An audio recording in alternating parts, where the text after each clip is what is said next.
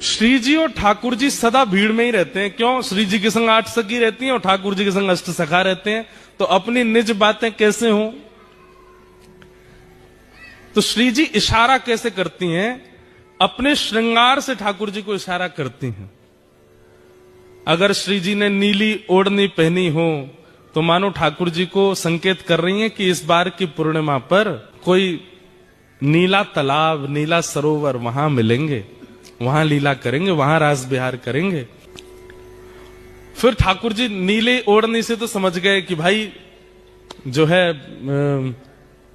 कहीं श्री जी सरोवर का संकेत करें। काली ओढ़नी हो, वैसे तो काली श्याम ओढ़नी ठाकुर जी ही धारण करते हैं, लेकिन कभी कभी श्री जी धारण कर लेती हैं, तो ठाकुर जी समझ जाए ओहो काली ओढ़नी मतलब अमावस्या, चंद्रमा नहीं होना चाहिए।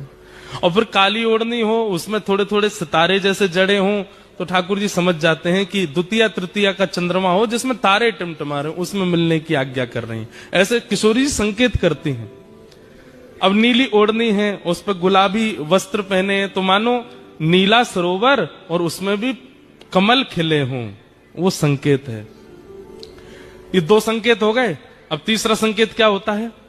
किशोरी जी से ठाकुर जी पूछते हैं, हे श्यामाजू, अब बोलते तो है नहीं पर बस एक बार निहार के ठाकुर जी समझ जाते हैं क्या आज्ञा, अकेले आना है कि इनमें से किसी को लेके आना है।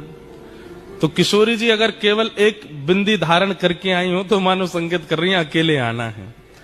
और अगर कपोलन पर पत्रावली बना रखी है गोल गोल और बीच में 2 बिंदु हैं, तो ठाकुर जी दोनों कपोलन के बिंदु गिनते हैं कितने हैं। अगर बीच में 1 बिंदी और 4 दोनों तरफ हैं, तो इसका मतलब ठाकुर जी कह रहे हैं अपने सखा नहीं लाने हैं हमको, इनकी 8 सखियां ही रहेंगी, 4 हमारे पक्ष में 4 इनके पक्ष में। और मानो अगर पूरा यहां तक पूरा भर रखो है, पत्रावली अद्भुत धारण कर रखी, ठाकुर जी कह रहे हैं ओहो अब तो जरा भंडारा सबको लेके चलना है, इसमें एकांतिक नहीं है। तो ऐसे किशोरी जी संकेत करती हैं।